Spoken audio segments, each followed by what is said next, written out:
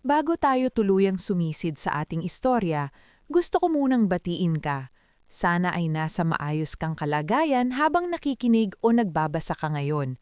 At habang nagsisimula tayo, i-comment mo naman kung taga saan ka at anong oras mo ito pinapanood.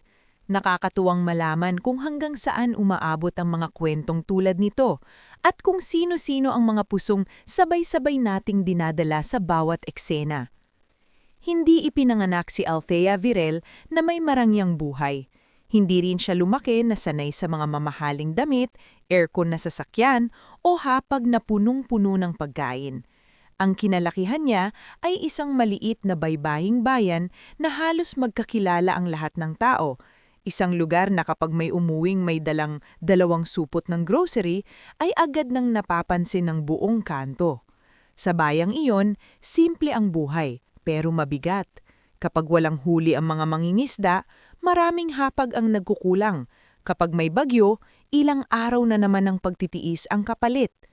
Doon lumaki si Althea kasama ang kanyang inang si Sabilin at nakababatang kapatid na si Niven. Maaga silang naulila sa kanilang ama, kaya halos si Sabilin na lamang ang bumuhat sa buong pamilya. Tahimik ngulit matatag na babae si Sabilin. Mananahi siya ng damit, kurtina at kung minsan pati punda para lamang makarao sila sa bawat linggo. Si Althea naman kahit bata pa noon ay hindi na nag-inarte sa hirap ng buhay. Marunong na siyang magtahi ng simpleng laylayan, magtimpe ng kakanin sa umaga, at magturo sa mga batang kapitbahay tuwing hapon para may pandagdag sa pambili ng gamot ni Niven na madalas dapuan ng sakit sa dibdib. "Anak, matulog ka na. Bukas maaga ka pa." Madalas sabihin ni Sabilin kapag nakikitang lampas 12:00 na ay gising pa rin si Althea sa pag-aayos ng mga tela. Ngunit ngingitian lang siya ni Althea habang tuloy sa pagsusulsi. "Kuunting tahi na lang po, Nay.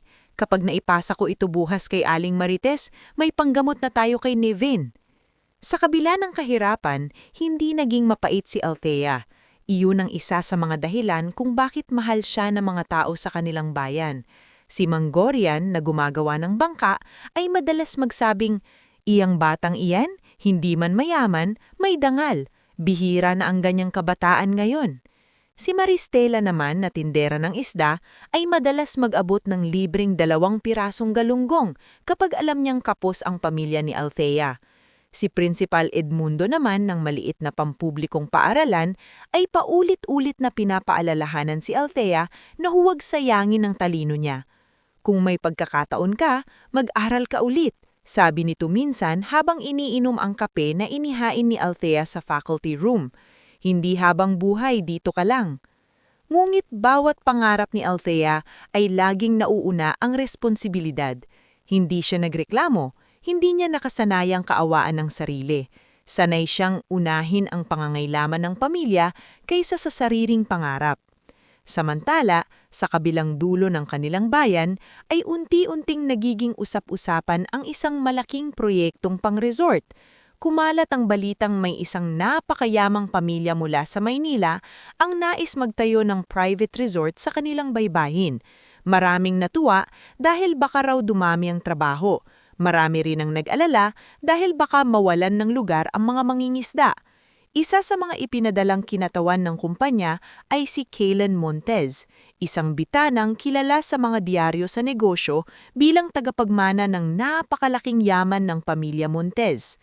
Hindi sanay ang mga tao sa bayan sa presensya ng mga lalaking kadaya niya. Maayos ang postura, mahinhin ang kilos, at halatang nagmula sa mundong malayo sa alikabok at alat ng kanilang lugar. Akala ng marami ay mayabang siya tulad ng iba pang mayayamang dumarating lamang para bumili ng lupa. Pero iba si KN. Tahimik siya, mapagmasid at hindi bastos makitungo. Sa unang araw niya pa lang, may ilan nang napansing hindi siya komportable sa paraan ng pakikitungo ng kanyang mga tao sa mga lokal. Doon unang nagtagpo ang landas nila ni Althea. Sa covered court ng baryo idinaos ang isang pulong tungkol sa mga lokal na gagawa ng dekorasyon na gagamitin sa pansamantalang showroom ng resort. Ilang kababaihan ang inatasang manahin ng mga telang pangmesa at punda ng upuan. Isa si Althea sa tumulong. Subalit ng oras na ng bayaran, biglang umatras ang kontraktor na si Brixen Dalmasio, isang hambog na lalaki na halatang sanay man lamang ng kapwa.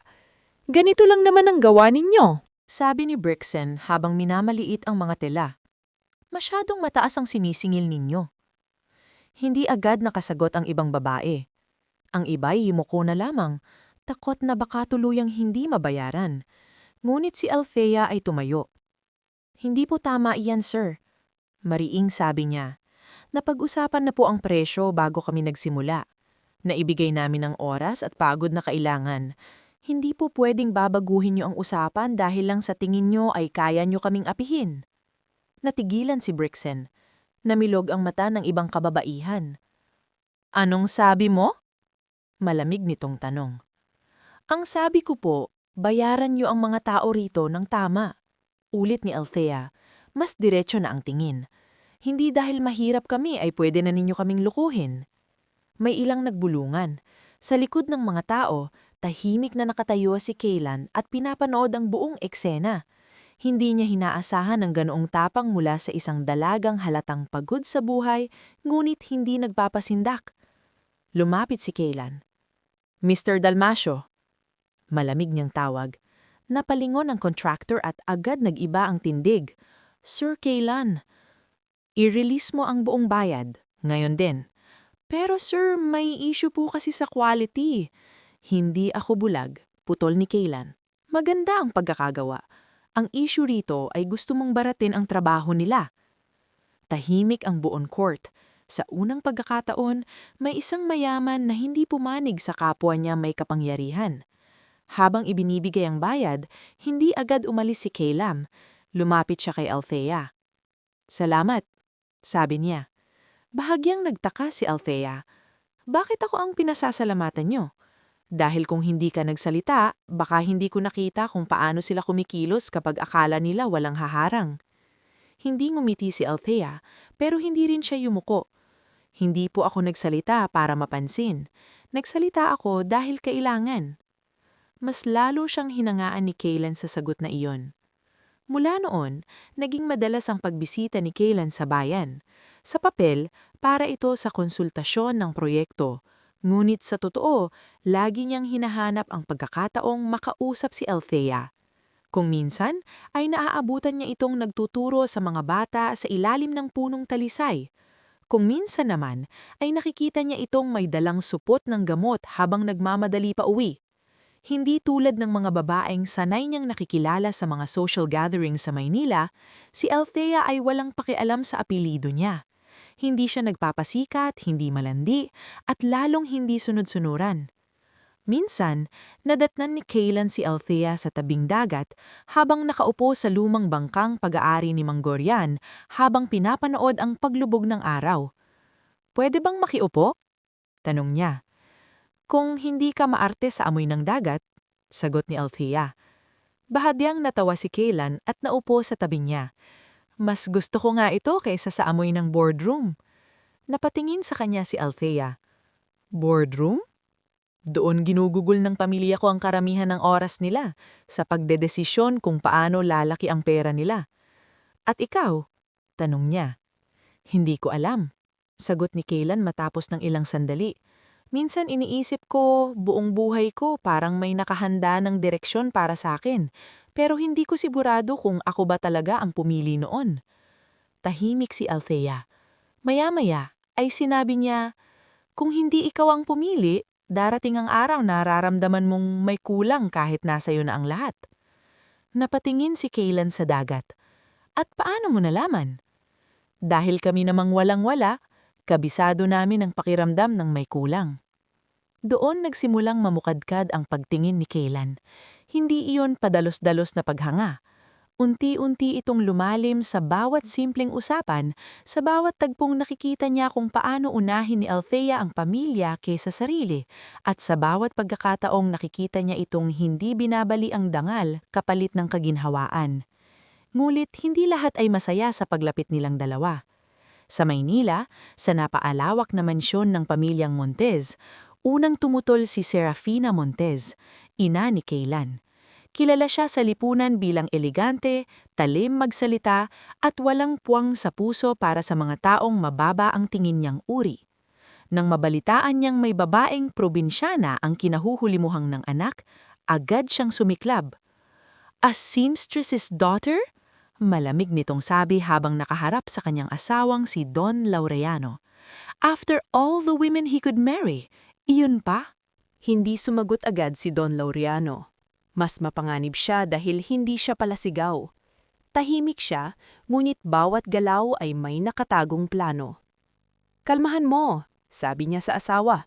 "Hindi mo kailangan sugurin agad. Kilalanin muna natin kung ano ang kaya ng babaeng yan." Ngunit hindi lamang si Serafina ang nainis. Ang pinsan ni Kaylan na si Lucian Montez na palihim na umaasang siya ang makikinabang kapag nagkaproblema ang tagapagmana ng pamilya ay agad ding nakaramdam ng panganib. Kapag nag-asawa si Kaylan ng babaeng hindi natin kontrolado, bulong nito sa tiyahin si Fiorella, baka masira ang balanse sa pamilya. Samantala, sa bayan ay wala pang kaalam-alam si Althea kung gaano kabigat ang pamilyang haharapin niya.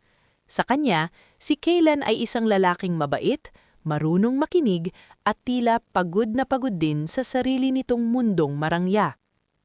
Isang gabing maulan, dumating si Kaylan sa bahay nila Althea na basang-basa, tanga ng isang maliit na payong na halatang hindi nakakayanan ng buhos ng ulan. Binuksan ni Sabelin ang pinto at nagulat. "Iho, abay bakit ka nandito sa ganitong oras?" "Nandito po ako para manligaw ng maayos," sagot ni Kaylan. Muntik mapahinto si Althea sa pagtatakip ng mga sinampay na dinala niya mula sa labas. "Ano?" Humakbang si Kaylan papasok ng may paggalang. "Alam kong hindi madaling paniwalaan. Alam ko ring magkaiba ang mundo natin. Pero hindi ko nilalapitan si Althea dahil sa awa o libangan.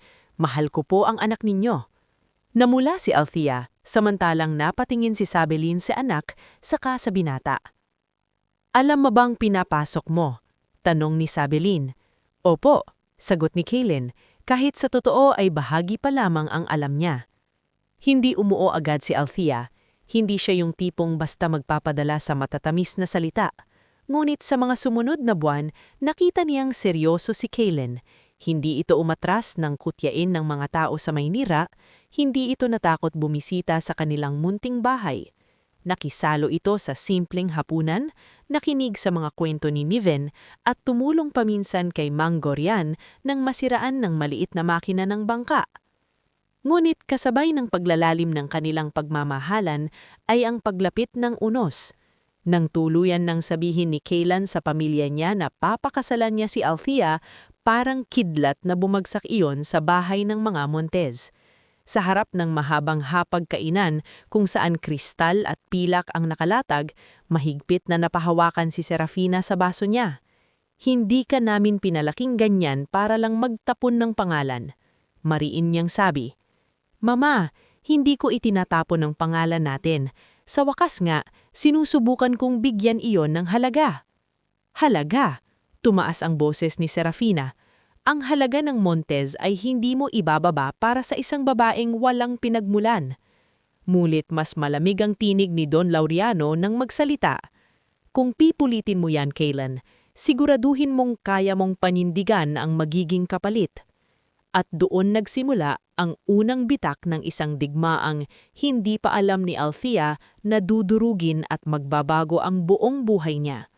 Sa sandaling iyon, hindi pa niya alam na ang pag-ibig na pinili niya ay hindi lamang magdadala sa kanya sa mansyon ng mga bilyonaryo, dadalhin din siya nito sa isang lugar na mas malayo, mas mapanganib at mas mapait kaysa sa kahirapang nakasanayan niya.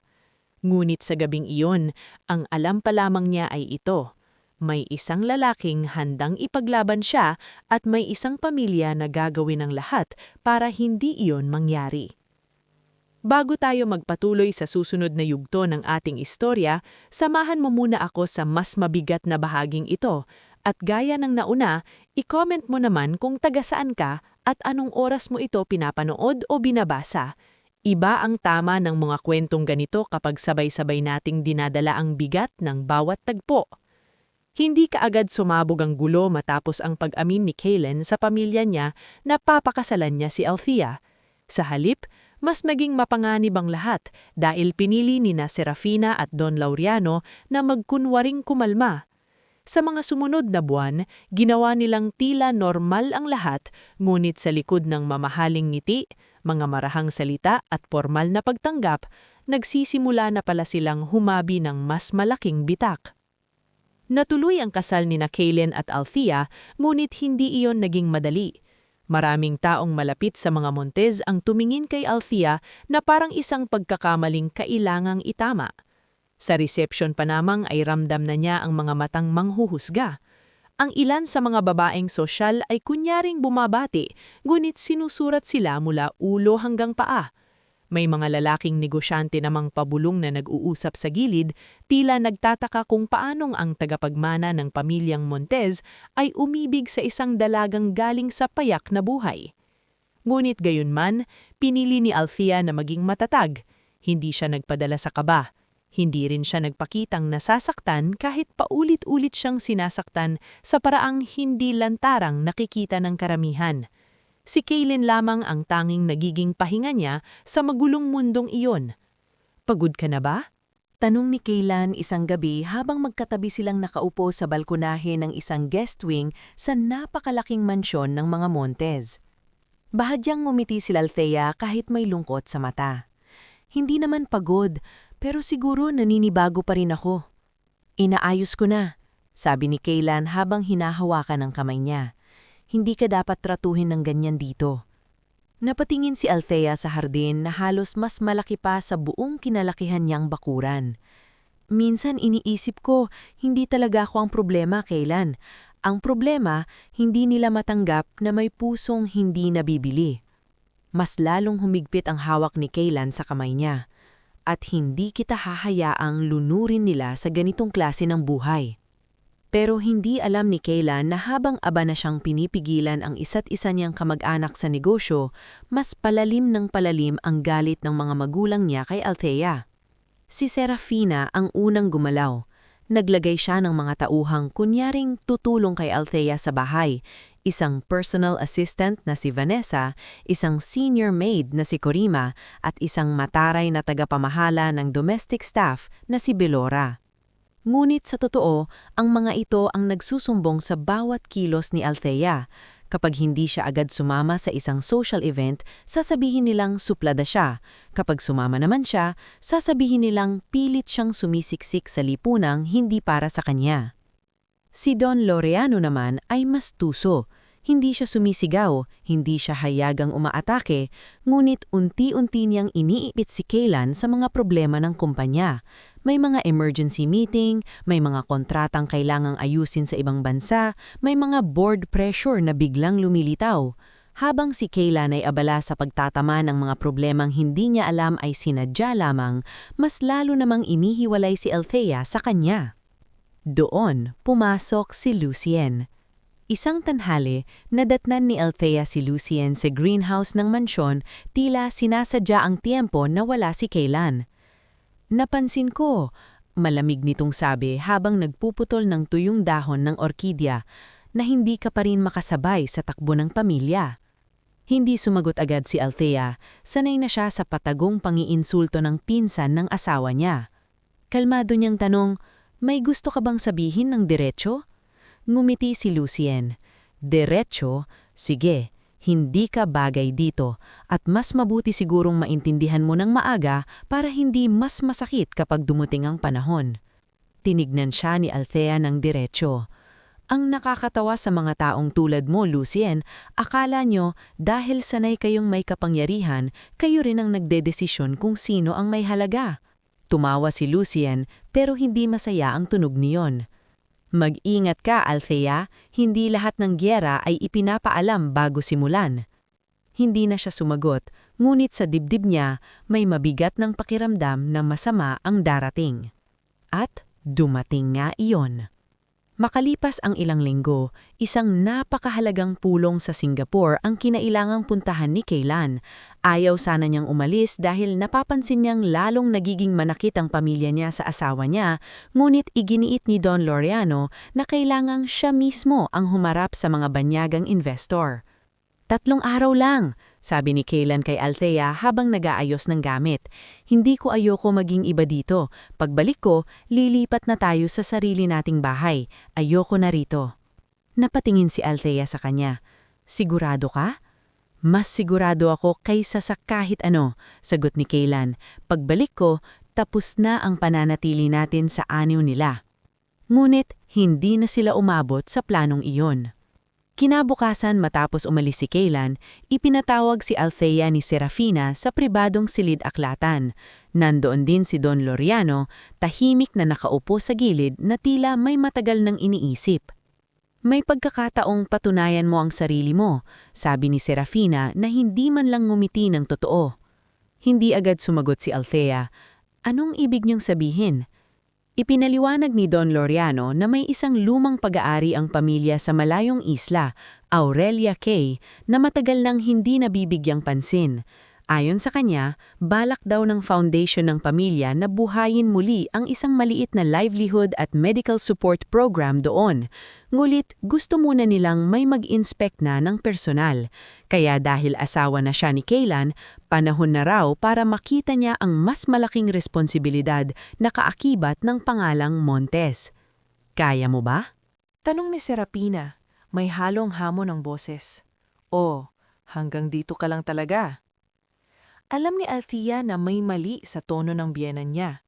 Ngunit naisip din niyang baka ito na ang bihirang pagkakataong mapatunayan niyang hindi siya mahina.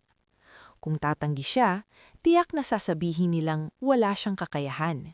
Kung tatanggapin niya, baka sakaling magkaroon siya ng pagkakataong tumayo ng sarili at mapakitang hindi siya dekorasyon lamang sa tabi ni Kaylan. Kailan po ang alis? Tanong niya. Nagkatinginan ng sandali ang mag-asawa. Saka sumagot si Don Laureano. Bukas ng umaga. Napakabilis, napakabigat, ngunit tinanggap iyon ni Althea. Hindi na niya nakausap si Kaylan bago umalis. Ayon kay Serafina, mahina raw ang signal sa kinaroroonan nito at ayaw nilang gambalahin dahil sensitibo ang negosyasyon. May iniwang mensahe raw siya para kay Kaylan na ipapadala nila. Hindi man kampante si Althea, wala siyang sapat na dahilan noon para tumanggi. Maagang-maaga siyang isinakay sa isang maliit ngunit mamahaling bangka kasama ang isang coordinator na si Virek at 2 tauhang tahimik lang buong biyahe. Habang papalayo sa lungsod, unti-unting naglaho ang signal sa cellphone niya. Ang dagat ay naging mas malawak, mas mapanganib at mas nakakapanliliit. Ilang oras silang bumiyahe bago niya nasilayan ang isla. Hindi ito tulad ng mga postcard na pambakasyon. Maganda ang tubig, oo. Mala esmeralda ang dagat at maputi ang ilang bahagi ng buhangin. Pero may kakaibang lungkot sa itsura ng lugar. May ilang luma at inaanay na istruktura sa gilid. May mga abandonadong kubong yari sa kahoy. At higit sa lahat, may pakiramdam na parabang may matagal nang itinago roon. Sa pagdaong nila, isang matandang lalaking matipuno, ngunit halatang pagod sa buhay ang sumalubong sa kanya. Ako si Amando, maikli nitong sabi, caretaker dito. Kasunod nito ay isang babaeng balo na may mapungay ngunit mabait na mga mata. Ako naman si Helisa, ako ang nagluluto rito. May sumilip ding payat na binatilyo mula sa likod ng isang poste. Pilo po, mahina nitong sabi. At mula sa taniman sa gawing kanan ay dahan-dahang lumapit ang isang tuyot mulit matikas na matandang lalaki. Tasyo, pakilala nito. Ako ang nag-aalaga ng lupain. Hinintay ni Althea na bumaba ang mga gamit niya. Nang lumingon siya upang tingnan ang bangkang sinakyan, napansin niyang minamadali na ng coordinator ang pagbabalik. Sandali, tawag niya. Hindi ba ninyo ipapaliwanag muna sa akin ang gagawin ko rito? Gumiti ng peke si Virek. Nasa opisina ang mga papeles, ma'am. Ipapadala na lang ang iba pang detalye.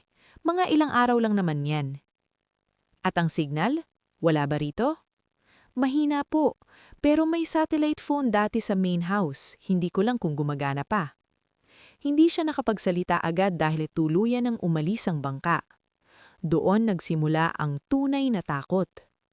Pagpasok niya sa main house ng isla, isang malaking bahay na halatang minsang ginamit para sa mayayamang bisita, ngunit ngayoy kulang sa ayos, agad niyang napansing kakaunti ang tao at halos walang maayos na opisina. Walang malinaw na foundation files, walang project boards, walang schedule na mga medical missions na sinasabi ni Don Laureano. Taning mga luma at natatabing kabinete, mga insekto sa sulok, at ilang sulat na puro resibo at inventory ng pagkain ang naroon. Nasaan ang staff ng foundation? Tanong niya kay Helisa habang ibinababa ang dalang tsaa sa mesa. Nagkatinginan sina Helisa at Amando. Wala pong dumarating na foundation dito, ma'am. Mahina ngunit tapat na sagot ni Helisa. Parang nabingi si Althea. Ano? Ibinaba ni Amando ang tingin. Matagal na pong wala. Paminsan-minsan lang may utos mula sa lungsod pero kadalasan supplies lang na kulang pa. Kayo po ang ulang dumating na miyembro ng pamilya pagkatapos ng ilang taon. Para bang biglang bumigat ang buong bahay sa balitang iyon.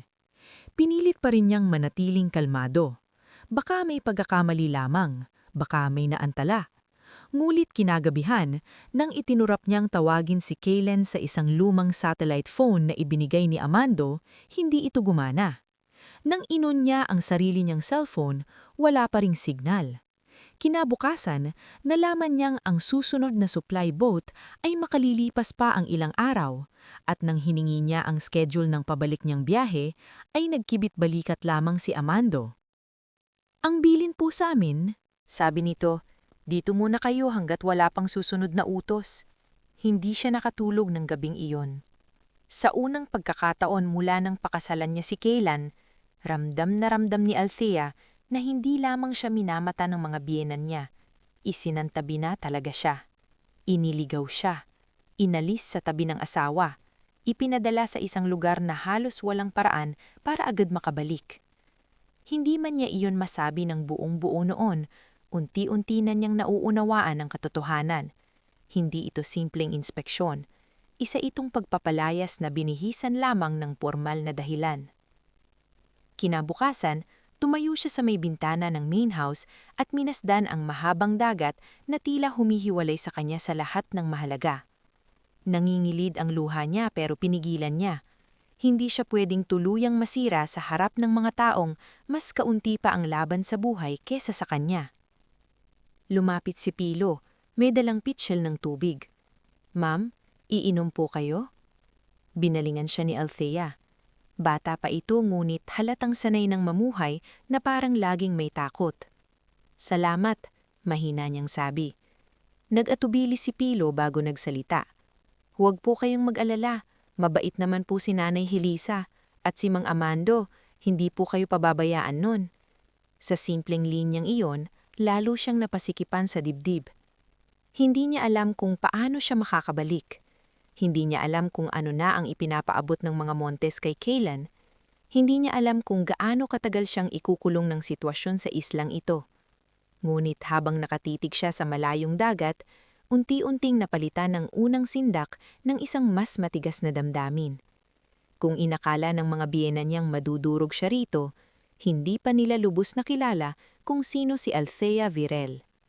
Bago tayo dumako sa mas mabigat at mas nakakagulat na bahagi ng ating istorya, samahan mo muna akong muling huminga ng malalim. At gaya ng lagi, i-comment mo naman kung taga saan ka at anong oras mo ito pinapanood o binabasa. Nakakatuwang isipin na habang may isang pusong nasasaktan sa kwento, may marami ring pusong sabay-sabay na nakikiramdam. Hindi nagtagal matapos ang gabing iyon ng Aurelia Kay, nagsimulang malinawin kay Althea ang isang masakit na totoo, hindi siya dinala roon para pagkatiwalaan, kundi para ilayo. Ang dating malamlam na pagdududa ay naging matigas na paniniwala. Ngulit gaya ng nakasanayan niya sa buhay, hindi siya nagpatalo sa takot. Umiyak siya ng palihim sa unang 2 gabi, oo. Umupo siya sa gilid ng lumang kama sa main house at kinuyom ang kumot habang pinipigilan ng hikbi. Iniisip si Kaylan, ang nanay niya si Sabelin at ang kapatid niyang si Niven. Ngulit bagsikat ng ikatlong umada, iba na ang tingin niya sa isla. Kung hindi siya makakabalik agad, hindi ibig sabihin ay magpapalamon na lang siya sa lungkot. Maagang bumangon si Althea at lumabas ng main house habang kulay abo pa ang langit. Sa gilid ng bakuran, nakita niya si Helisa na nagsisibak ng tuyong kahoy para sa lutuan. "Kayo na po ang gumagawa niyan?" tanong ni Althea habang lumalapit. Ngumiti ng bahagya si Helisa. Wala naman pong ibang gagawa. Minsan si Pilo tumutulong pero bata pa iyon. Inagaw ni Althea ang isa sa mga piraso ng kahoy. "Tulungan ko na po kayo." Nagulat si Helisa. "Nako, ma'am, hindi po dapat kayo." "Althea na lang," putol niya ng mahinan. "At huwag niyo akong tratuhin na parang salamin na mababasag. Sanay ako sa trabaho." Nagkatitigan sila ni Helisa bago tuluyang natawa ang matandang babae sa unang pagkakataon mula nang dumating si Althea sa isla. "Kung ganoon, sige, tignan natin kung gaano ka talaga kasanay." Mula sa simpleng umagang iyon, unti-unting nagsimulang gumalaw si Althea sa loob ng komunidad ng isla. Napansin niya agad na bukod sa iilang nagtatrabaho sa main house, may maliliit pang pamilya sa kabilang bahagi ng Pampang na halos nakalimutan na ng mga Montes. May 3 kabahayan ng mga mangingisda, ilang kubo ng mga tumutulong sa pagtatanim ng niyog at gulay, at isang maliit na gusaling, minsang ginawang klinika, ngunit ngayoy halos walang gamit kundi kalawangin at paso na kabinete. Doon niya nakilala si Linerva, isang payat ngunit masiglang dalagang tumutulong magturo sa mga bata kahit wala namang formal na paaralan sa isla araw-araw. Nandoon din si Jomel, isang mangingisdang palaging may pasan na lambat sa balikat at tila sanay ng manahimik kaysa magreklamo. Si Berian naman ay isang batang mekaniko na marunong magkumpuni ng bangka ngunit halos walang piyesa. At sa pinakadulo ng isla ay nakatira si Salunda, isang matandang hilot at komadrona na siyang takbuhan ng lahat kapag may nilalagnat o nasusugatan. Sa unang linggo pa lamang, malinaw na kay Althea na hindi lamang siya ang pinabayaan ng mga Montes. Buong isla ang matagal nang kinakalimutan. Isang hapon, nadatnan niya si Linerva na nagtuturo sa 5 batang nakaupo lamang sa kahoy na tabla sa ilalim ng puno. "Anong itinuturo mo?" tanong ni Althea. "Pagbasa po," sagot ni Linerva habang hawak ang lumang aklat. "Pero kulang kami sa gamit. Minsan po isang lapis lang ang pinaghahatian ng 3. Tinignan ni Althea ang mga bata. May isang batang babae roon na sira ang tsinelas at may isang batang lalaki namang inuubo habang pilit sumusunod sa pagbasa. "Bakit walang dumarating na supply?" tanong niya. Napabuntong hininga si Linerva. "May dumarating pong pangako, pero ang totoong dumarating, kulang-kulang na kahon at lumang gamit. Minsan pa nga, pinipirmahan lang kami sa resibo na kumpeto raw ang natanggap." Biglang tumigas ang mukha ni Althea. Sanay siya sa hirap, pero ibang klase ang galit na naramdaman niya nang makitang kahit simpleng lapis at gamot ay ipinagkakait sa mga taong ito habang ang mga Montes ay naglalasingan sa yaman sa lungsod. Nang gabing iyon, kinausap niya si Amando sa may lumang veranda ng main house. "Matagal na ba itong ganito?" tanong niya habang parehong nakatanaw sila sa dagat. Hindi agad sumagot si Amando. Hinimas muna nito ang magaspang na palad niya bago nagsalita. "Simula pa noong nabawasan ng mga may-ari rito. Dati may ilang dumadalaw. May proyekto pa raw noon. Pero habang tumatagal, parang naging taguan na lang itong isla. Kapag may gustong ikubli o ayaw harapin ng nasa lungsod, dito itinatapon." Napalingon si Althea. "Taguan?" Mabigat ang titig ni Amando. "May mga taon pong may dumating na mga surveyor. May mga taong nagbutas sa ilang bahagi ng lupa. Tapos, bigla silang nawala. Mula noon, bihira na ang usapan tungkol sa tunay na halaga ng islang ito." Hindi na siya agad nakatulog ng gabing iyon. Kasabay nito, sa lungsod, nagsimula na ring mabahala si Kaylin. Pagbalik niya mula Singapore, agad niyang hinanap ang asawa. Ngunit ang sumulubong sa kanya ay isang malamig na kwento mula kay Serafina. "Umalis muna si Althea. Mukhang hindi niya nakayanan ng pressure. Nanigas ang mukha ni Kaylen. Anong ibig mong sabihin? Sumabat si Don Laureano. May gusto raw siyang pag-isipan. Pinili niyang pumunta muna sa isang tahimik na lugar. Walang pasabi sa akin? Mariing tanong ni Kaylen. May iniabot si Serafina na isang sulat. Pamilyar ang pangalan ni Althea sa lagda, ngunit may kakaibang lamig sa nilalaman. Parang hindi siya ang sumulat. Maikli, pilit, at walang kaluluwa ang bawat pangungusap. Kailangan ko muna ng spasyo. Huwag mo muna akong hanapin. Ilang ulit iyong binasa ni Kaylen, mulit habang tinitignan niya ang salita, mas lalo siyang nakararamdam ng kaba. Hindi ito si Althea, sabi niya. Tumaas ang kilay ni Serafina. Kilala mo na ba talaga siya ng ganoong kabilis? Hindi sumagot si Kaylen. Tahimik siyang lumabas ng silid, ngunit nanginginig ang kamay niya. Alam niyang may mali. Kilala niya ang asawa niya. Hindi ito ang tipong mawawala nang hindi man lang nagbibigay ng malinaw na paliwanag. Hindi ito ang tipong susulat ng ganoon kalamig. Sa mga sumunod na araw, palihim niyang nagtanong sa mga tauhan. Doon nagsimulang mabuo ang mga pira-pirasong duda. Ang mas tahimik niyang kapatid sa ama na si Mirin ang unang naglakas buog sabihin, "May narinig ako." Bulong nito isang gabi sa garahe habang papasok si Kaylan sa sasakyan. May binanggit si Mama tungkol sa isla. Anong isla? Agad niyang tanong. Hindi ko narinig ng buo, pero may sinabi si Papa kay Sabino tungkol sa matagal na siyang hindi makakabalik kung mahina ang linya roon. Akala ko noon, empleyado lang ang tinutukoy nila. Doon tuluyang bumagsak ang bigat sa dibdib ni Kaylan. Samantala, sa Aurelia Cay, habang lumalalim ang pangunawa ni Althea sa tunay na kalagayan ng mga tao, lalo rin siyang napapalapit sa kanila. Tinulungan niyang isaayos ang natitirang pagkain sa kusina upang mas tumagal ang supply. Gumawa siya ng simpleng listahan ng mga may karamdaman kasama si Salunda. Tinuruan niya ang mga batang magbasa sa gabi sa veranda ng main house gamit ang lumang lamparang de gas. At kahit napakahirap ng kalagayan, nagsimula muling magliwanag ang paligid sa presensya niya. "Ma'am Althea," sabi minsan ni Pilo habang inaayos nila ang mga tuyong bigas sa imbakan, "iba po kayo sa mga dati rito." "Bakit?" tanong niya. "Dahil nakikinig po kayo," sagot ng binatilyo. "Yung iba, utos lang ng utos." Napangiti si Althea, ngunit may kurot sa puso. Hindi niya pinangarap ang ganitong papel, pero marahil ito ang dahilan kung bakit hindi pa rin siya pinababayaan ng tadhana kahit tila itinapon na ng mga tao. Doon niya nakilala si Inigo Valles. Isang maulang hapon habang sinusuyod niya ang lumang bodega sa gawing likuran ng ari-arian, may napansin siyang isang lalaking may bitbit na sirang satchel at kupas na sombrero. Hindi siya taga-isla sa anyo. Mas mukhang taong matagal nang naglakbay at linuma ng lihim kaysa ng araw. "Sino kayo?" tanong ni Althea habang nakaamba ang hawak na lumang payong. Tumigil ang lalaki at dahan-dahang nag-angat ng tingin. "Ako si Inigo.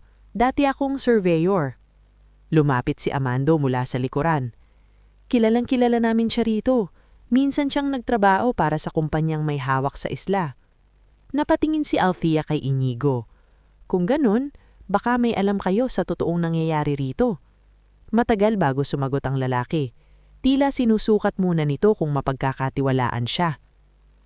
"May dahilan kung bakit unti-unting pinabayaan ang islang ito," sabi ni Inigo. "Nung mga nakaraang taon, may natuklasan sa ilang bahagi ng lupa. Hindi pa man kumpleto ang pag-aaral noon, may senyales ng may mahalagang laman ang ilalim ng lugar na ito." "Anong ibig mong sabihin?" tanong ni Althea. Hindi agad sumagot si Inigo. Sa halip, yumuko ito at kumuha ng basag na bato sa sahig ng bodega, saka iniabot sa kanya. Hindi naman ito mukhang espesyal sa unang tingin. Marumi, kupas at karaniwang bato lamang. Hindi lahat ng mahalaga ay kumikislap agad, mababa nitong sabi. May ilang urat noon na may mineral vein sa hilagang gulod. Pero nung malaman ng ilang nakatataas, biglang pinahinto ang trabaho. Ayaw nilang pumutok ang balita dahil magulo ang usapin sa pagmamay-ari, permiso at kung sino ang unang makikinabang. Napakuyom si Althea sa bato. At hinayaan na lang nila ang mga tao rito? Bahagyang natawa si Inigo, ngunit mapait iyon. "Ang mga taong sakim, ma'am. kayang pabayaan ang buong komunidad basta hindi mailabas ang sikreto nang hindi sila handa. Mula noon, nagsimulang mabuo sa isip ni Althea ang isang mas malalim na dahilan kung bakit sa lahat ng lugar sa Aurelia Cay siya dinala. Hindi lamang upang ilayo kay Kaylan, baka dahil inakala ng mga Montez na ito ang lugar na ligtas itago sa kanya, isang lugar na puno ng lihim na sila lamang ang may balak pakinabangan ng tamang panahon. Ilang araw pa ang lumipas, dumating ang isang malakas na bagyo na nagpasira ng bahagi ng gulod sa hilagang bahagi ng isla. Nag-isa ang lahat ng lalaki roon, sina Amando, Jomel, Berian at kahit si Pilo na tingnan kung may natabo ng daan o nasirang bahagi ng taniman.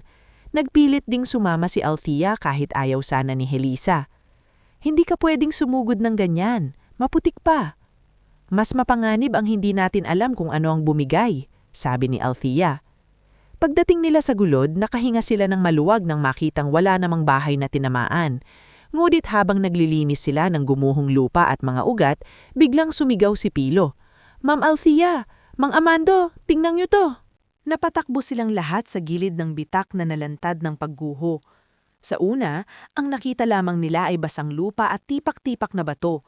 Pero sa isang bahagi, kung saan tumama ang sinag ng mahinang araw matapos humupa ang ulap, may mga bahaging kumikislap sa loob ng putol na dingding ng lupa.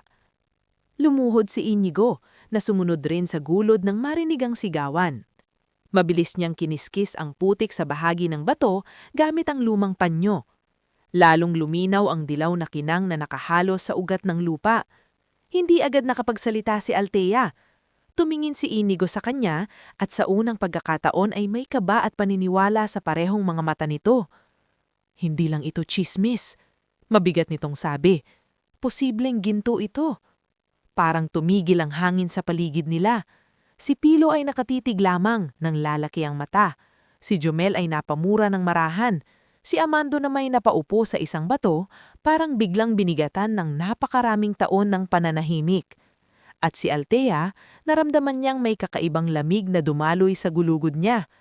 Sa wakas nagsisimula ng magliwanag ang tunay na dahilan ng lahat. Bakit tila kalansay ang tingin ng mga Montes sa isla pero hindi tuluyang binibitawan? Bakit may mga surveyor noon at bigla na lang naglaho? Bakit sa lugar na ito siya dinala para ilayo, itago at kalimutan? Hindi ito basta isla ng pagkakait.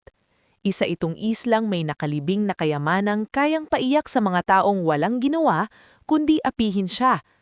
At habang nakatitig si Althea sa kislap ng dilaw na ugat sa basag na lupa, dahan-dahang nagbagong ang pintig ng puso niya. Hindi na iyon tibok ng takot ng isang babaeng itinapon sa malayong lugar, iyon ay tibok ng isang taong nagsisimulang maunawaan na ang mismong lugar na pinili para sa kanyang pagwasak ay maaaring maging simula ng kanyang pagbangon. Bago tayo tumuloy sa mas init at mas masakit na yugto ng ating istorya, gusto ko munang samahan mo ulit ako sa paghinga ng malalim. At gaya ng nakasanayan na natin, i-comment mo naman kung taga saan ka at anong oras mo ito pinabanood o binabasa. Iba ang bigat ng mga kwentong ganito kapag sabay-sabay natin itong dinadala, lalo na kung ang inaapi ang siyang unti-unting itinataas ng tadhana. Nakatayo si Althea sa gilid ng gumuhong gulod. Hawak pa rin ang putigang bato na may kumikislap na dilaw na ugat. Hindi siya agad nagsalita, hindi dahil wala siyang maisip, kundi dahil masyadong marami ang sabay-sabay na bumuhos sa isip niya. Ang mukha ni Serafina, ang malamig na tinig ni Don Laureano, ang mapanuyang ngisi ni Lucien, ang mga gabing nabiisa siyang umiiyak sa loob ng lumang silid sa main house, at higit sa lahat, ang mapait na katotohanang ang islang ginamit para ilayo siya kay Kaylan ay may tinatagong kayamanang kayang siyang dahilan kung bakit lalong hindi siya dapat nakabalik ng basta-basta. Mang Inigo, mahinang sambit niya. Sigurado po ba kayo? Kinuha ng matandang surveyor ang bato at muling sinuri. Hindi pa ito formal na kumpirmasyon, pero sapat ito para sabihing hindi kathang isipan ng hinala ko noon. Kailangan natin ng mas maayos na pagtingin. Hindi pwedeng ipagsigawang agad ito. Bakit po? Tanong ni Pilo na halatang hindi pa rin nakapaniwala sa nakita. Dahan-dahang tumayo si Inigo. Dahil kapag maling tao ang nakaalam nito ng walang sapat na ebidensya, uunahan nila tayong burahin ang lahat. Napatingin si Althea sa malayo. Oo, hindi ito ang panahon ng padalos-dalos na saya. Hindi ito eksenang basta na lamang niyang isusumbat sa mga muntes. Sa unang pagkakataon mula nung siya'y lukohin at iwan sa isla, may hawak siyang bagay na mas mabigat kaysa sa galit. May hawak siyang katotohanan, pwedeng magpabagsak sa mga taong nagpahirap sa kanya. At habang nakatitig si Althea sa kislap ng dilaw na ugat sa basag na lupa, dahan-dahang nagbago ang pintig ng puso niya. Hindi na iyon tibok ng takot ng isang babaeng itinapon sa malayong lugar, iyon ay tibok ng isang taong nagsisimulang maunawaan na ang misming lugar na pinili para sa kanyang pagwasak ay maaaring maging simula ng kanyang pagbangon. Mula sa araw na yun, nagbago ang kilos ni Althea sa isla. Kung dati ang pangunahing iniisip niya ay kung paano mabubuhay sa gitna ng pagkakait, ngayon ay mas naging maingat, mas mapanuri, at mas buo ang loob niya. Ngunit hindi siya naging gahaman. Hindi siya natutong mangarap agad ng yaman. Sa halip, ang una niyang nakita sa posibleng gintong iyon ay hindi karangyaan, kundi hustisya para sa mga taong iniwan sa isla ng parang hindi tao. Sa mga sumunod na araw, palihim nilang binalikan ni Inigo ang ilang bahagi ng hilagang gulod. Kumuha sila ng maliliit na sampol, isinuyat ang eksaktong lugar, gumawa ng simpleng sketch ng mga bitak sa lupa, gumamit si Berian ng lumang device na minsang iniwan sa bodega upang kumuha ng malinaw na litrato. Kahit luma at mahina na ang baterya, sapat iyon para makunan ang kislap ng dilaw na ugat sa loob ng lupa. Habang ginagawa nila iyon, nagpapatuloy rin ang buhay ng mga tao sa isla. At mas lalong naging malinaw kay Althea kung bakit hindi dapat mapunta sa kamay ng mga Montes ang anumang kayamanang ilalabas ng lupang iyon nang walang pananagutan. Isang umaga, nadatnan niya si Linerva na muling nagtuturo sa mga bata gamit ang halos mapunit ng lumang aklat. "Kung magkakaroon ka ng pagkakataon," tanong ni Althea habang pinapanood ang mga batang nagsusulat sa lupa gamit ang uling, "ano ang una mong ipapagawa para sa mga bata rito?" Napangiti si Linerva pero malungkot ang mga mata.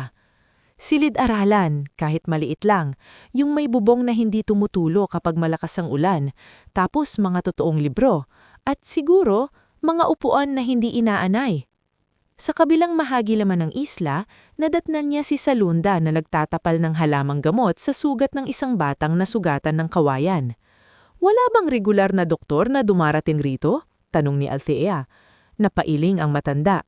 "Kapag may mabigat na kaso, bangka pa ang aasahan namin.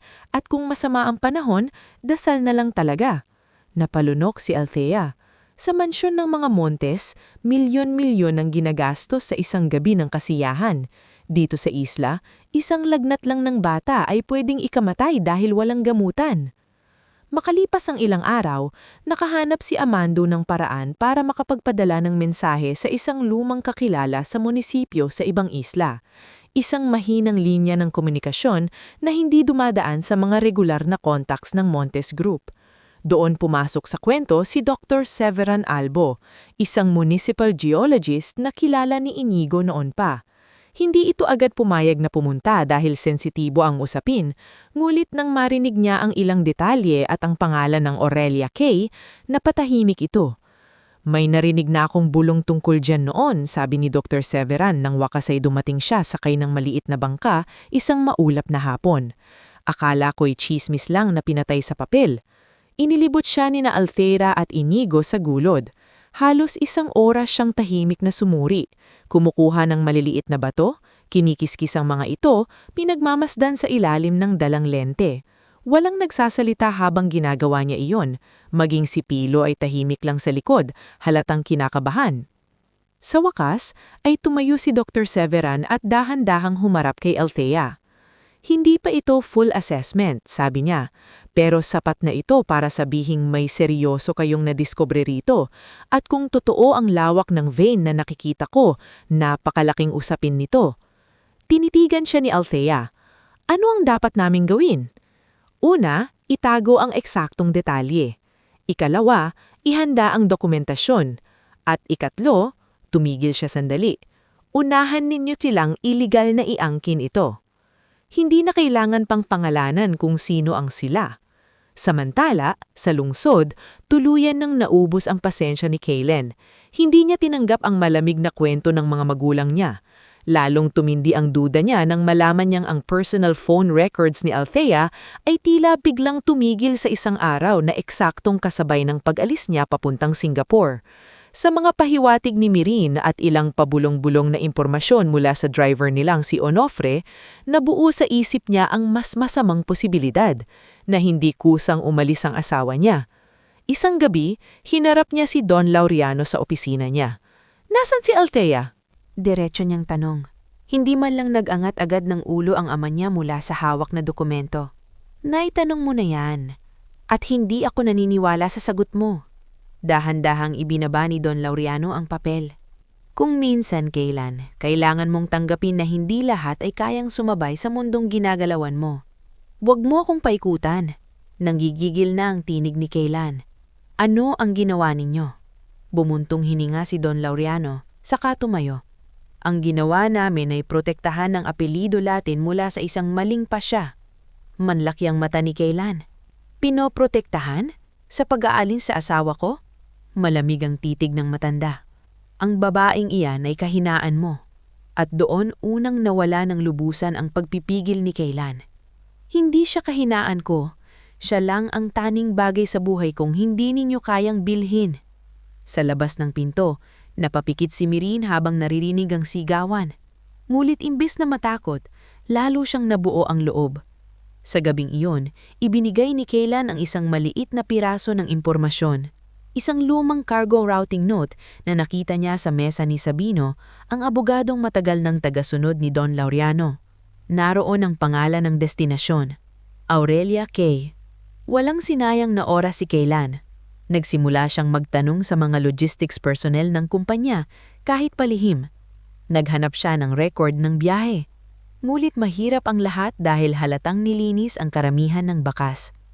Habang siya ay naghahanap ng daan papunta kay Althea, sa isla naman ay unti-unti nang papalapit ang mismong mga taong may kagagawan ng lahat. Dahil sa paggalaw ng ilang dokumentong pinasimulan ni Dr. Sevran at sa tahimik na pag-uulat nito sa tamang tanggapan, nakarating sa mga Montes ang balitang may posibleng nadiskubring mahalagang mineral sa Aurelia Cay. Hindi nila agad nalaman ang buong detalye, pero sapat na ang isang salita para guluhin ang isip nila. Ginto. Si Serafina ang unang nawala ng kulay. "Hindi pwede. Hindi pwede," pabulong niyang sabi habang nakahawak sa gilid ng mesa. "Hindi pwedeng mula sa babaeng iyon." Ngunit mas masahol ang reaksyon ni Don Laureano. Hindi siya sumigaw, hindi siya nagpanik. Sa halip, bigla siyang tumahimik. At iyon ang mas nakakatakot. Alam niyang kung si Althea ang unang nadiskubre, may hawak na itong pambihirang lakas laban sa kanila. "Naghahabol na tayo," mariin niyang sabi kay Sabino. "Maghanda ng biyahe, kailangan naming makarating agad roon." Hindi na sila naghintay. Ilang araw makalipas, habang abala si Althea sa pag-aayos ng listahan ng gamot na kailangan ng isla, may narinig siyang ingay ng makina ng bangka mula sa dalampasigan. Lumabas siya ng main house kasama sina Helisa, Amando at Pilo. Mula sa malayo pa lamang ay nakita na niya ang mamahaling sasakyang pandagat na dahan-dahang dumadaong. Malinis, makintab at taliwas na taliwas sa payak na pamumuhay ng mga tao sa isla. At nang bumaba ang mga taong lulan nito, nanigas si Pilo sa likod ni Althea. Si Serafina, nakaputi at halatang hindi sanay sa alikabok ng isla. Si Don Laureano, malamig ang mukha ngunit halatang may itinatagong pagkataranta. Kasunod nila sina Sabino at Lucian. Tahimik nang tinanggap ni Althea ang biglang pagbigat ng hangin sa paligid. Ngunit hindi na siya ang babaeng unang dinala roon ng walang laban. Hindi na siya ang bagitong manugang na pilit naghahanap ng pagtanggap. Sa likod niya ay ang mga taong nakita kung paano siya tumindig sa isla. Sa dibdib niya ay ang katotohanang hindi na kayang tapakan ng Montes ng walang kapalit. Lumapit si Serafina at sa unang pagkakataon, mula nang nagkakilala sila, hindi mataas ang baba nito. Namumugto ang mata, tila umiyak sa galit, takot o parehong bagay. "Althea," nanginginig ang tinig nito. "Mag-usap tayo." Hindi agad sumagot si Althea. Pinagmasdan niya ang biyanan niyang minsang tumingin sa kanya parang dumi sa sapatos. Ngayon, naroon ito sa isla, malayo sa mga chandeliers at champagne, at halatang hindi na alam kung paano aayusin ang isang problemang hindi kayang takpan ng pera lamang. Si Don Laureano naman ay humakbang sa sulong at pilit inayos ang boses. Ano mang ang narinig mo o natuklasan mo rito, pwede natin itong ayusin bilang pamilya. Halos mapatawa si Althea, ngulit pinigilan niya. Pamilya? Marahan niyang ulit. Dito niyo lang naaalala ang salitang iyan? Napayuko si Serafina at bagamang hindi pa malinaw kung totoo ba ang pagsisisi o takot lamang sa nawawalang kontrol, nakita ni Althea ang luha sa gilid ng mga mata nito. Sa mismong harap niya, ang mga taong nagplano ng pagkakahiwalay nila ni Kailan, ang mga taong nagpadala sa kanya sa malayong isla para mawala sa landas nila, ay ngayon bumalik na halos umiiyak dahil sa lihim na natuklasan niya. Ngunit hindi iyon ang sandaling bibigay siya sa emosyon o magpapadala sa yabang. Hindi rin iyon ang sandaling babalik siya sa dati nilang laro ng pangaapi at pagmamakaawa. Dahil mula sa sandaling tumapak muli sa isla ang mga Montez, may isang bagay nang malinaw sa isip ni Althea. Hindi na sila ang may hawak ng kwento. At hindi na rin siya papayag na ang ginto na nasa ilalim ng lupang ito ay maging dahilan para muling apihin ang mga taong matagal nang pinabayaan rito. Habang umiihip ang maalat na hanginang mula sa dagat, dahan-dahan niyang itinaas ang tingin kay Don Laureano at Serafina. Sa likod niya, naroon sina Amando, Helisa, Pilo, Linerva at maging si Inigo na tahimik ngunit handa. Ang dating babaeng ipinadala rito para maligaw ay wala na. Sa harap ng mga Montez ngayon ay isang babaeng may hawak na katotohanan, dangal at unti-unting kapangyarihan.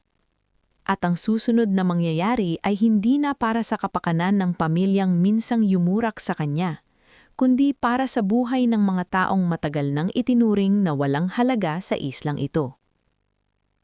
Bago natin tuluyang tapusin ang ating istorya, samahan mo muna ako sa huling yugto ng paglalakbay ni Althea. At gaya ng nakasanayan, i-comment mo naman kung taga saan ka at anong oras mo ito pinapanood o binabasa. Masarap balikan ang mga kwentong ganito kapag alam nating mula sa pagdurusa ay may dumarating pa ring hustisya. At mula sa panlalamang ay may sumusulpot na bagong buhay. Nakatayo si Althea sa harap ni Serafina at Don Laureano habang humahampas ang hangin mula sa dalampasigan ng Aurelia Cay. Sa mga mata ng biyanan niyang minsang tumingin sa kanya na parang walang halaga, ngayon ay malinaw ang takot. Hindi na ito ang takot na baka mapahiya sa lipunan dahil sa isang mahirap na manugnang. Iba na ito. Ito ang takot ng mga taong alam na may katotohanang kayang sumira sa kanilang buong mundong itinayo sa kasakiman, kontrol at panlalamang. Tahimik ang paligid, ngulit mabigat ang tensyon. Sa likod ni Althea ay naroon sina Amando, Helisa, Pilo, Linerva, Inigo at ilan pang taga-isla na unti-unting lumapit nang mabalita ang dumating ang pamilyang Montez. Hindi na lamang ito usapin ng pamilya. Usapin na rin ito ng mga taong matagal nang pinabayaan. Gusto naming ayusin ito, muli pang sabi ni Don Laureano, pilit pinapakalma ang sarili. Lahat ng nangyari rito may paliwanag. Napatingin si Althea sa kanya. Talaga po? Gaya rin po ba ng paliwanag ninyo kung bakit ako dinala rito nang hindi alam ng asawa ko? O gaya ng paliwanag ninyo kung bakit taon-taon ninyong pinapabayaan ng mga taong nandito habang lihim ninyong itinatago ang tunay na halaga ng islang ito? Hindi agad nakasagot si Don Laureano. Sa unang pagkakataon, ang lalaking sanay kontrolin ng bawat usapan ay tila nawalan ng maayos na salita. Si Serafina naman ay humakbang pasulong. Althea, galit ka at may dahilan ka. Pero kung ilalabas mo ito sa maling paraang, maraming masasaktan, pati si Kailan. Matagal nang may nasaktan, Althea, at hindi ako ang nagsimula noon. Bago pa muling makapagsalita si Serafina, ay isang panibagong sigaw mula sa may pantalan ang pumutol sa usapan. Althea!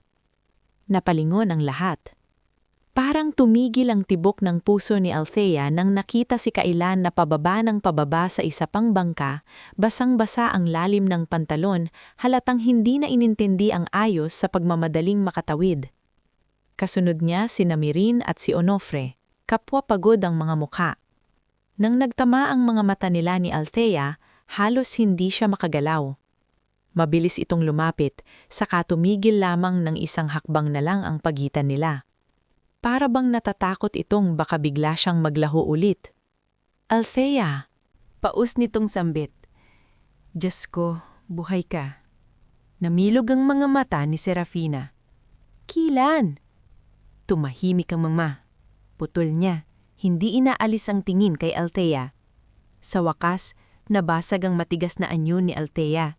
Napuno ng luha ang mga mata niya, ngunit hindi iyon luha ng kahinaan. Luha iyon ng lahat ng gabi ng pag-iisa, lahat ng araw ng pagbangon, at lahat ng dasal na sana'y malaman ni Kaylan ang totoo. Lumapit ito at marahang hinawakan ng magkabilang braso niya. Hindi ako tumigil sa paghahanap sa iyo. Alam ko, mahina niyang sagot. Saglit na yumuko si Kaylan, tila pinipigilan ng sariling tuluyang maluha. Hindi kita naprotektahan. Hindi mo kasalanan ng kasamaan nila, sagot ni Althea kahit mabigat pa rin ang sakit sa boses niya. Pero kailangan mong makita ang totoo, lahat. At sa mismong araw ding iyon, sa loob ng lumang main house na naging saksi sa pag-iyak at pagbangon ni Althea, isa-isang inilatag ang mga katotohanan, ang mga sample ng bato, ang mga litrato ni Berian, ang paunang pagsusuri ni Dr. Sebran, ang mga tala ni Inigo tungkol sa mga dating survey na biglang pinatigil, ang mga resibo ng kulang-kulang na supply sa isla, ang mga pangalan ng mga taong pinapirma kahit hindi nila natanggap ang tamang ayuda, maging ang mga salaysay ni Linerva, Salunda at Jomel tungkol sa mga taon ng kapabayaan ay isinulat at pinanumpaan. Habang lumalalim ang gabi, lalong namumutla si Serafina. Si Lucien, na kanina lamang ay nagmamatigas pa, ay nagsimulang magpakita ng pagkainis. Puro salaysay lang iyan. Hindi niya mapapatunayan na may ginawa ang pamilya sa sinasabi ninyong kapabayaan. Ngunit agad sumagot si Mirin, sa unang pagkakataon ay hayagang laban sa sariling pamilya. May mga dokumento sa city office, may routing notes, may instructions kay Sabino, at may records ng pondo na dapat napunta rito. Lumingon si Lucien sa kanya. Mirin, manahinik ka. Hindi na. Naninginig ngunit matatag na sabi ni Mirin. Buong buhay tayong nananahimik, kaya lumaki kayong akala ninyo kaya ninyong gawin ang kahit ano. Nanlaki ang mata ni Serafina. Anak! Hindi ninyo ako pwedeng tawaging anak kapag hinayaan ninyo ang ganito. Putol ni Mirin habang umiiyak. Mas mabigat pa ang sumunod na pahayag ni Kaylan. Bilang asawa ni Althea at bilang tagapagmana na matagal ninyong silubukang kontrolin, ako mismo ang magsasampa ng kaso kung kailangan. Hindi ko hahayaang matabunan ulit ang ginawa ninyo. Parang sinampal si Don Loriano. Kaylan, mag-isip ka. Pamilya tayo. Ngumiti ng mapait si Kaylan. Pamilya? Nung dinala ninyo si Althea rito para alisin sa buhay ko, naisip nyo yan? Hindi na nakaimik ang ama niya. Mabilis ang mga sumunod na araw. Sa tulong ni Dr. Sebran, nailapit ang usapin sa tamang tanggapan ng gobyerno. Dumating ang mga independent geologists, auditors at investigators. Hindi na nagtagal ay lumaki ang balita. Ang dating tahimik na Aurelia Kay ay naging sentro ng usapin sa mga pahayagan at telebisyon. Kumalat ang kwento ng isang babaeng iniligaw sa malayong isla ng sarili niyang mga biyanan at doon mismo natuklasan ang lihim na ginto at ang matagal ng pagtatakip ng isang mapakangyarihang pamilya. Sinubukan pa rin ni Don Loriano at Lucien na iligtas ang sarili. Gumastos sila ng malaki sa mga abogado. Ilinabas nila ang mga pahayag na keso miscommunication lamang ang nangyari. Sinubukan nilang palabasin si Althea ang gustong magpakalayo. Ngunit mahapat ng baliktarin ang katotohanan dahil masyado ng maraming patunay. Si Sabina Lior, isang batang investigative journalist na matagal nang sumusubaybay sa galaw ng Montes Group, ay nakakuha ng akses sa ilang lumang dokumento ng shipping at land survey. Doon mas lalong bumigat ang kaso. Lumabas na may mga dating ulat na sadyang hindi isinama sa opisyal na records. Lumitaw din na may mga pondong ilinabas para di umanong sa isla support programs pero hindi naman tunay na ginastos sa isla. Sa bawat araw na lumilipas, mas lalong nabubunyag ang bulok na pundasyon ng pamilyang Montes. Si Lucia ang unang bumigay. Nang simulan ng mga otoridad ang mas mahigpit na pagtatanong, nagtangka itong isili sa lahat kay Sabino at kay Don Laureano. Ngunit may mga mensaheng lumabas na nagpapatunay na aktibo siyang nakikialam sa paglilihis ng records. Nayanig ang kumpanyang matagal nilang ipinagyayabang. Ang ilang board members ay tuluyang kumalas. Ang mga dati nilang alyado sa lipunan ay nagsimulang umiwas. Si Serafina naman ay nakaranas ng klaseng kahihiyan na hindi niya kailanman inaasahang mararanasan niya. Ang mga babaeng dati ay nakapaligid sa kanya sa mga charity gala at social club ay ngayoy pabulong nang nagsasabing siya ang biyanan na nagpaligaw sa sariling manugang sa isla. Ang bawat marangyang pagtitipon na dating kanlungan niya ay naging salamin ng pagkawasak niya. Isang gabi, dumating sa veranda ng main house sa isla ng mag-isa. Nandun si Althea, tahimik na nakatanaw sa dagat. Hindi ako humihingi ng kapatawaran. Sabi ni Serafina, bagsak ang boses. Dahil alam kong baka wala akong karapatan doon.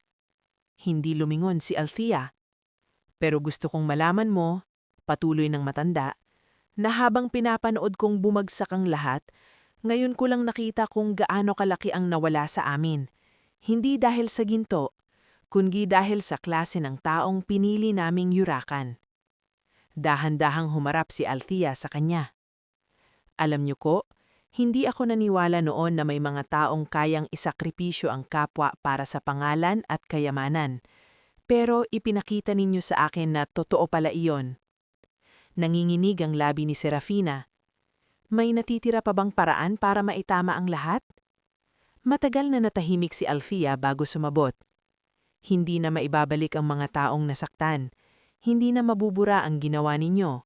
Pero may paraan para huminto ang paglala. Harapin ninyo ang katotohanan. Huwag na ninyong agawin ang dapat para sa isla. Napayuko si Serafina. Hindi iyon eksena ng biglang pagbabago ng kontrabida tungo sa banal na tao. Hindi. Ngunit sa unang pagkakataon, nakita niyang ang kapangyarihang ginamit niya noon sa pang-aapi ay wala ng bisa sa harap ng babaeng minsan niyang inakalang mahina. Sa bandang huli, bumagsak ang kaso laban kina Don Laureano, Lucien at ilang kasabwat nila sa pandaraya at pagtatakip ng mga record. Hindi man agad natapos ang lahat sa loob lamang ng ilang linggo, malinaw ang direksyon ng hustisya. Inalis si Don Laureano sa karamihan ng posisyon niya sa mga kumpanya. Na-freeze ang ilang asset. Si Lucien ay tuluyang naalis sa anumang usapin ng pamamahala. Ang pangalang Montes na dating katumbas ng kapangyarihan ay naging simbolo ng iskandalong pangnegosyo at pangpamilya. Ngulit sa gitna ng pagbagsak nila, may ibang bagay namang unti-unting itinayo ni Althea. Hindi niya hinayaang maging simpleng minahan lamang ang Aurelia Kay. Mula sa simula pa lang, malinaw na sa kanya na hindi dapat maulit ang kasaysayan ng pagsakop at pang-aabuso. Sa tulong ni Kaylen, Dr. Sevran, at ilang malilinis na abogado at development planners, itinatag ang Aurelia Trust, isang legal na pondo at konseho na mangangasiwa sa anumang pakinabang mula sa likas na yaman ng isla. Nakasaad doon na uunahin ang mga pangangailangan ng mga taga-isla, maayos na bahay, klinika, silid-aralan, malinis na tubig at matatag na kabuhayan. Nang maitayo ang unang maliit ngulit matibay na paaralan sa isla, si Linerva ang isa sa unang tumulo ang luha. Akala ko hanggang tabla at uling lang kami, sabi nito habang hinihimas ang makinis na bagong mesa sa loob ng classroom. Gumiti si Althea. Hindi dapat doon natatapos ang pangarap ninyo. Si Salunda naman ay hindi makapaniwalang magkakaroon na rin ng totoong klinika. Nang dumating ang unang set ng maayos na gamot at gamit pang gamot, pinisil niya ang kamay ni Althea. Anak, ngayon ko lang nakita na may nagsipagbalik para sa amin. Maging si Pilo na dating takot magsalita ay nagbago rin habang lumilipas ang mga taon. Pinag-aral siya sa tulong ng trust. Si Berian ay nabigyan ng pondo para sa repair shop ng mga bangka. Si Jomel at iba pang mangingisda ay binigyan ng mas maayos na kagamitan. Si Helisa naman ay nangangasiwa sa community kitchen sa mga panahong may sakuna o kakulangan sa supply. At si Amando, na matagal na ring tila nakapako lamang sa lumang caretaker role niya, ay naging isa sa mga pangunahing tagabagsyato sa pangangalaga ng lupa at kagubatan ng isla. Para kina Sabelin at Niven, ibang himala rin ang dumating. Hindi na kailangang mamili ng gamot o pagkain. Naipagamot ng maayos si Niven at unti-unting lumakas ang katawan nito. Si Sabelin naman, kahit nananatiling payak at walang luha, ay sa wakas ay nakahinga na ng maluwag. Hindi na siya kailangang magpuyat gabi-gabi sa pananahi para lang mabuhay. At paano naman sina Althea at Kaylen? Hindi naging madali ang paghilom. May mga gabing tahimik sila pareho, tila binabalikan ng lahat. May mga pagkakataong patako si Althea kung paano kung hindi siya natagpuan muli ni Kaylen. May mga pagkakataon ding si Kaylen ay hindi makatingin agad sa kanya kapag naaalala nitong sariling pamilya niya ang nagtulak ng lahat ng sakit na iyon. Ngulit imbis na tuluyang magkawatak, mas naging matibay ang kanilang pagsasama dahil pinili nilang harapin ng sugat kaysa takpan. Isang dapit hapon, ilang taon matapos ang lahat, magkatabi silang nakatayo sa may buril ng isla kung saan tanaw ang bagong paaralan, ang maliit na klinika, at ang mga bahay na unti-unting naging mas maayos. Naalala mo ba? Marahang tanong ni Kaylan. Yung unang beses kitang nakita sa covered court, galit na galit ka kay Brixen. Napatawa si Althea. Oo, at mukhang hindi ka sanay na may sumasagot sa mga tao mo noon. Totoo, sagot ni Kaylan. Saka siya tinitigan. Pero doon ko rin unang naisip na ikaw ang unang taong hindi natakot sa mundo ko. Hindi ako hindi natakot, sagot ni Althea. Pinili ko lang na huwag magpatakot. Ngumiti si Kaylan at marahang hinawakan ang kamay niya. Buti na lang. Makalipas pa ang ilang buwan, sa harap ng mga taong tunay na naging pamilya nila, sina Amando, Helisa, Pilo, Linerva, Jomel, Salunda, Inigo, Mirin, Onofre, Sabelin at Niven, muli nilang ipinagdidiwang ni Kaylan at Althea ang kanilang pagsasama. Hindi iyon ingrandeng kasal na gaya ng una. Walang mamahaling kristal, walang politikong nakikingiti, walang pamilyang mapanghusga. Ngunit iyon ang tunay nilang pag-iisang dibdib.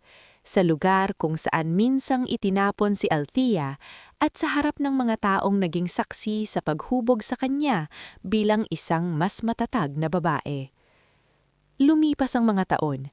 Ang Aurelia ay hindi na lamang kilala bilang malayong islang pinagtapunan ng isang inaaping manugang. Naging halimbawa ito ng pagbangon, wastong pamamahala at pagbibigayng halaga sa mga taong matagal nang hindi nakikita ng mga makapangyarihan. Ang klinika ay pinangalan ng Sabelin Center for Community Health. Ang paaralan ay nagkaroon ng unang batch ng mga estudyanteng nagtapos nang hindi na kailangang laging tumigil dahil sa gutom o kakulangan. Si Pilo, na minsang tahimik at takot, ay isa sa mga unang scholar na nagtapos ng pagmimina at environmental management para masiguro na hindi maaabuso ang lupang minsang muntik nang maging sumpa sa kanilang lahat. At sa tuwing may mga bagong bisita sa isla na nagtatanong kay Althea kung totoo ba ang lumang kwento na minsan siyang iniligaw ng mayayaman niyang biyenan sa islang ito para ilayo sa asawa, ngulit siya pa mismo ang nakadiskubre ng ginto na nagbago sa lahat, numingiti na lamang siya. Hindi niya ipinagyayabang ang tagumpay, hindi rin niya kinakalimutan ang sakit. Ngulit alam niya ang halaga ng bawat hakbang na dinaanan niya. Dahil sa huli, Ang islang pinili ng iba para siya'y mawala, ang siya ring naging lugar kung saan natagpuan niya ang tunay niyang lakas, ang mga taong magiging tunay niyang pamilya, at ang buhay na hindi itinayo sa yabang o yaman lamang, kundi sa dangal, katotohanan at pagmamahal na dumaan muna sa apoy bago tuluyang tumibay.